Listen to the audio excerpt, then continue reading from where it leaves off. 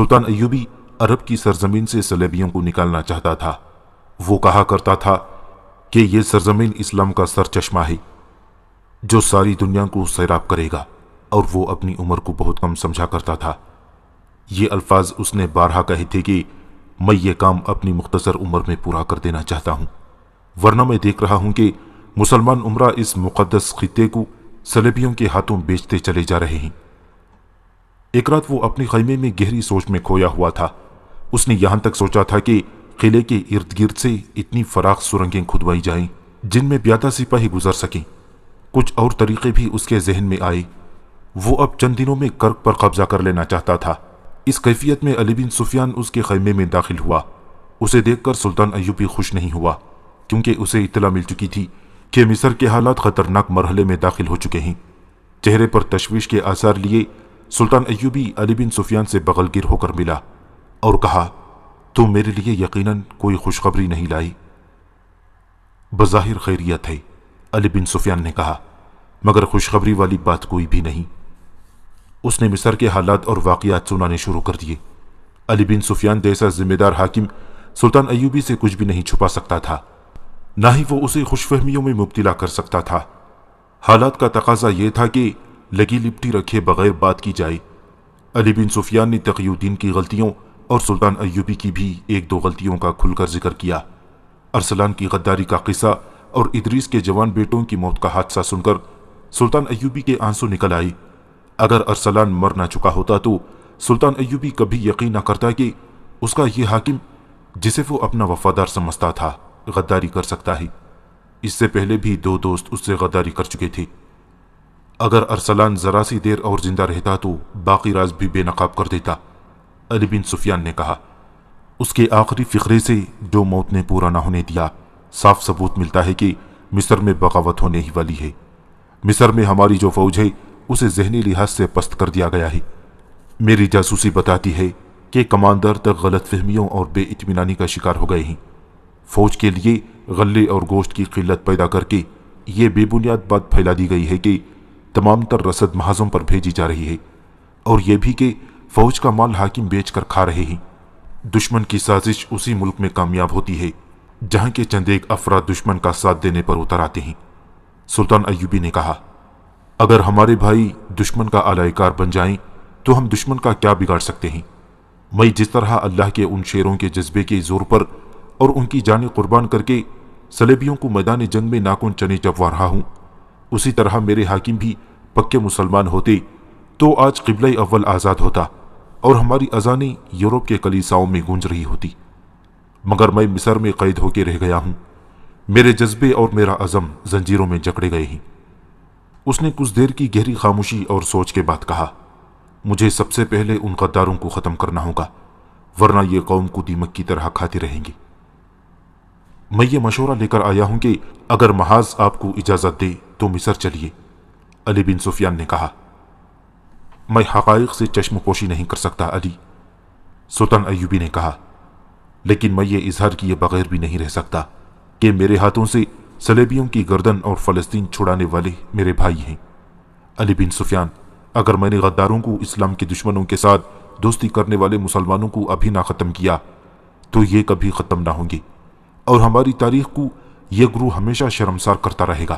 قوم میں ہر دور میں یہ گروہ موجود رہے گا جو دین اور رسول صلی اللہ علیہ وسلم کے دشمنوں سے دوستی کر کے اسلام کی جڑیں کھوکھلی کرتا رہے گا۔ اس نے پوچھا، سوڈان کے محاذ کی کیا خبر ہے؟ میں نے تقی الدین کو پیغام بھیج دیا ہے کہ اس محاذ کو سمیٹنا شروع کر دو۔ مصر میں کسی کو بھی معلوم نہیں کہ آپ نے ایسا حکم دیا ہے، علی بن سفیان نے کہا۔ اور کسی کو معلوم ہونا بھی نہیں چاہیے، سلطان ایوبی نے کہا۔ اس نے دربان کو بلایا اور کہا، کاتب کو فوراً بلا لاؤ۔ کاتب کاغذ اور قلمدان لے کر آیا تو سلطان ایوبی نے کہا، لکھو، قابل عزت احترام نور الدین زنگی۔ وہ قاصد بڑا ہی تیز رفتار تھا جس نے سلطان ایوبی کا پیغام اگلی رات کے آخری پہر بغداد میں نور الدین زنگی تک پہنچا دیا تھا۔ سلطان ایوبی نے اسے کہا تھا کہ راستے میں ہر چوکی پر اسے تازہ دم گھوڑا مل جائے گا، لیکن وہ گھوڑا صرف تبدیل کرے، خود آرام اور کھانے کے لیے نہ رکے، کہیں بھی گھوڑا آہستہ نہ چلے، اگر رات کو نور الدین زنگی کے پاس پہنچے تو دربان سے کہہ دے کہ انہیں جگا دی۔ اگر زنگی خفگی کا اظہار کرے تو کہہ دینا کہ صلاح الدین ایوبی نے کہا ہی کہ ہم سب جاگ رہے ہیں۔ قاصد جب نور الدین زنگی کے دروازے پر پہنچا تو محافظ دستے نے اسے روک دیا اور کہا کہ پیغام صبح دیا جائے گا۔ قاصد نے گھوڑے تو کئی بدلے تھے مگر کہیں پانی کا ایک گھونٹ پینے کے لیے بھی نہیں رکا تھا۔ تھکن، بھوک، پیاس اور 2 راتوں کی بیداری سے وہ لاش سا بن گیا تھا۔ زبان پیاس سے اکڑ گئی تھی، وہ پاؤں پر کھڑا نہیں ہو سکتا تھا اور اس کے منہ سے بات نہیں نکلتی تھی۔ اس نے اشاروں میں بتایا کہ یہ پیغام بہت ضروری ہے۔ نور الدین زنگی نے بھی سلطان ایوبی کی طرح اپنے خصوصی عملے، دربان اور اپنے باڈی گارڈز کے کمانڈروں کو کہہ رکھا تھا کہ کوئی ضروری بات یا پیغام ہو تو اس کی نیند اور آرام کی پرواہ نہ کی جائے۔ قاصد کی حالت دیکھ کر باڈی گارڈز نے اندر جا کر نور الدین زنگی کی خوابگاہ کا دروازہ کھٹکھٹایا۔ وہ باہر آ گیا اور پیغام اور قاصد کو ملاقات کے کمرے میں لے گیا۔ قاصد کمرے میں داخل ہوتے ہی گر پڑا۔ زنگی نے اپنے ملازموں کو بلوایا اور قاصد کی دیکھ بھال کرنے کو کہا۔ اس نے پیغام پڑھنا شروع کر دیا۔ سلطان ایوبی نے لکھا تھا، آپ پر اللہ تعالیٰ کی رحمت ہو۔ میرا پیغام آپ کو خوش نہیں کرے گا۔ آپ کے لیے خوشی اور اطمینان کی بات صرف یہ ہے کہ میں نے حوصلہ نہیں چھوڑا۔ آپ کے ساتھ کیا ہوا عہد پورا کر رہا ہوں۔ آپ میرے پاس تشریف لائیں گے تو تمام حالات سناؤں گا۔ میں نے کرب کو محاصرے میں لے رکھا ہے، ابھی کامیابی نہیں ہوئی۔ اتنی کامیابی حاصل کر چکا ہوں کہ صلیبیوں کی ایک فوج نے شہر منڈ کی سرکردگی میں باہر سے مجھ پر حملہ کر دیا ہے۔ میں نے محفوظے سے اسے گھیرے میں لے لیا ہے۔ اب تک اس کی آدھی فوج ختم کر چکا ہوں۔ بھوکے صلیبی اپنے گھوڑوں اور اونٹوں کو کھا رہے ہیں جو انہیں اتنی دور سے یہاں لائے تھے۔ میں اس کوشش میں ہوں کہ ریمانڈ کو زندہ پکڑ لوں، مگر کرک کا محاصرہ لمبا ہوتا جا رہا ہے۔ صلیبیوں کا دماغ اور طریقہ جنگ پہلے سے بہت بہتر ہے۔ میں محاصرے کو کامیاب کرنے کے طریقے سوچ رہا تھا اور مجھے امید تھی کہ میرے جانباز مجاہد قلعہ توڑ لیں گے۔ وہ جس جذبے سے لڑ رہے ہیں وہ آپ کو حیران کر دے گا، مگر سوڈان میں میرا بھائی تقی الدین ناکام ہو گیا ہے۔ یہ اس کی غلطی تھی کہ اس نے اجنبی صحرا میں جا کر فوج کو پھیلا دیا ہے۔ وہ مدد مانگ رہا ہے۔ میں نے اسے محاذ سمیٹنے اور واپس آنے کو کہہ دیا ہے۔ مصر سے آئی ہوئی خبریں اچھی نہیں۔ غداروں اور ایمان فروشوں نے دشمن کا اعلی کار بن کر مصر میں بغاوت اور صلیبی یلغار کے لیے راستہ صاف کر دیا ہے۔ علی بن سفیان کو آپ اچھی طرح جانتے ہیں، وہ خود میرے پاس آیا ہے۔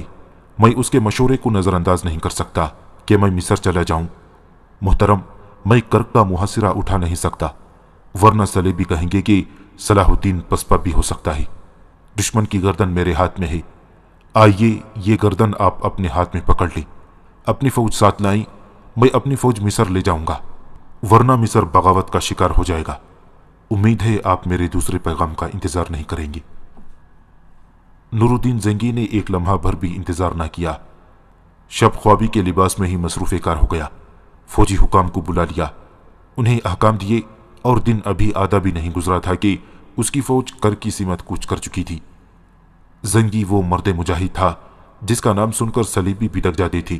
اس کے سینے میں ایمان کی شمع روشن تھی۔ وہ فن حرب و ضرب کا ماہر تھا۔ اس نے راستے میں کم سے کم پڑاؤ کیے اور اتنی جلدی محاذ پر پہنچا کہ سلطان ایوبی حیران رہ گیا۔ اگر قاصد پہلے سے اسے اطلاع نہ دے دیتا کہ زنگی اپنی فوج کے ساتھ آ رہا ہے تو دور سے گرد کے بادل دیکھ کر سلطان صلاح الدین ایوبی سمجھتا کہ صلیبیوں کی فوج آ رہی ہے۔ سلطان ایوبی گھوڑا سرپٹ بھگاتا استقبال کے لیے گیا۔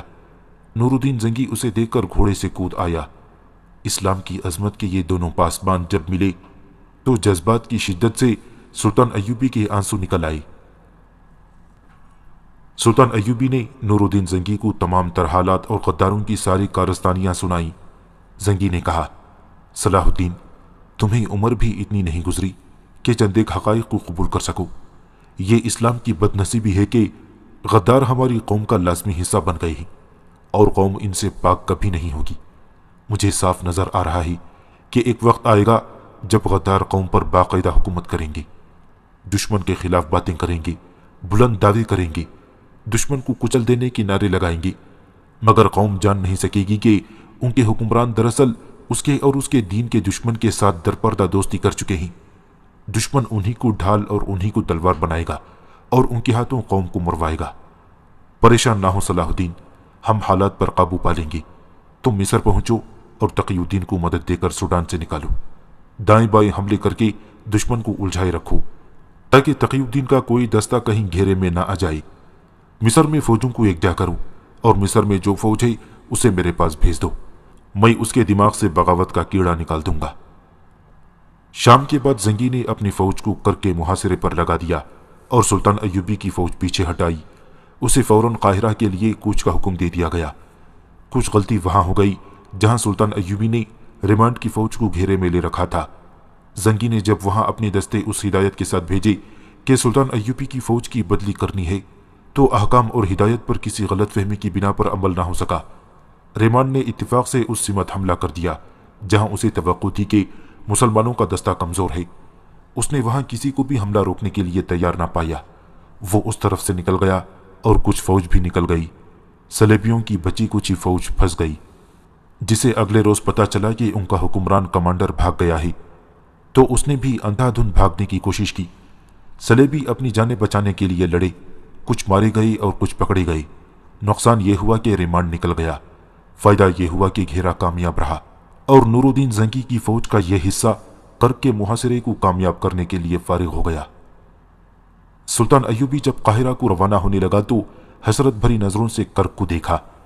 उसने जंगी से कहा, तारीख ये तो नहीं कहेगी कि सलाहुद्दीन अय्यूबी पसपा हो गया था। मैंने मुहासिरा उठाया तो नहीं? नहीं सलाहुद्दीन। नूरुद्दीन जंगी ने उसका गाल थपका कर कहा, तुमने शिकस्त नहीं खाई, तुम जज्बाती हो गए हो। जंग जज्बात से नहीं लड़ी जाती। मैं आऊंगा मेरे फलस्तीन। सुल्तान अय्यूबी ने कर्क को देखते हुए कहा, मैं आऊंगा। उसने घोड़े को एड़ लगा दी, फिर पीछे मुड़कर नहीं देखा। नूरुद्दीन जंगी उसे जाता देखता रहा। वो जब अपने घोड़े समेत दूर जाकर गर्द में छुप गया तो जंगी ने अपने एक नायब से कहा, इस्लाम को हर दौर में एक सलाहुद्दीन अय्यूबी की जरूरत होगी। यह वाकया 1173 ईस्वी 569 हिजरी के वस्त का है।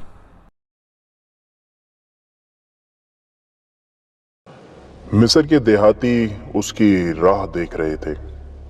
हर किसी की जुबान पर यही अल्फाज थे, वो आसमान से आया है, खुदा का दीन लाया है, दिल की बात बताता है और आने वाले वक्त के अंधेरों को रोशन करके दिखाता है, मरे हुओं को उठा देता है।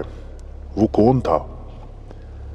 जिन्होंने उसे देखा था वो उसकी करामात से इस कदर मशहूर हो गए थे कि ये जानने की ज़रूरत ही महसूस नहीं करते थे कि वो कौन है। वो तस्लीम कर लेते थे कि वो आसमान से आया है, खुदा का दीन लाया है, और जो लोग उसकी राह देख रहे थे वो इस सवाल से बेनियाज थे कि वो कौन है। काफले गुजरते थे तो उसी की करामात सुनाते थे। कोई अकेला धकेला मुसाफिर किसी गांव में जाता था तो उसी के मौजज़ों का जिक्र करता था। बाज लोग उसे नबी और पैगंबर भी कहते थे, और कुछ ऐसे भी थे जो उसे बारिश का देवता मानते थे और उसकी खुशनुदी के लिए इंसानी जान की कुर्बानी देने के लिए भी तैयार थे। इनमें से कोई भी ये जानने की कोशिश नहीं करता था कि उसका मजहब क्या है और वो कैसा अकीदा साथ लाया है। लोग अभी पसमानदगी के दौर में थे, इल्म से बेबहरा थे और कुदरत के सितम का शिकार रहते थे। उन्हें जहां उम्मीद बनती थी कि उनके मसाइब का हल मौजूद है, वहां जा सजदा करते थे। इनकी अक्सरियत मुसलमान थी। इस्लाम की रोशनी वहां तक पूरी आबताब से पहुंची थी। मुसलमानों ने मस्जिदें भी बना रखी थीं। रब्बे काबा के हुजूर पांचों वक्त सजदे भी करते थे, मगर इस्लाम के सच्चे अकीदे को पुख्ता करने का कोई इंतज़ाम ना था। उनके इमाम बेइल्म थे जो अपनी इमामत को बरकरार रखने के लिए लोगों को अजीब व गरीब बातें बताते रहते थे। कुरान को उन्होंने नाउज़ुबिल्लाह काले इल्म की एक किताब बना डाला था और ऐसा तासुर पैदा कर रखा था कि कुरान को सिर्फ इमाम समझ सकता है। चुनाचा ये मुसलमान कुरान को हाथ लगाने से भी डरते थे। इन इमामों ने लोगों के दिलों में गैब का एक लफ्ज़ बिठा दिया था और इन्हें बावर करा दिया था कि जो कुछ भी है वो गैब में है और गैब में झांकने की कुदरत सिर्फ इमाम को हासिल है। इमामों ने इंसान को एक कमज़ोर चीज़ बना दिया था। इस मकाम से वसवसे और तोहमात पैदा हुए।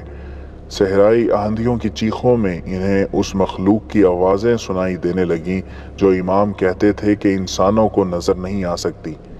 बीमारियां, जिन्नात और शर शरार बन गई हैं।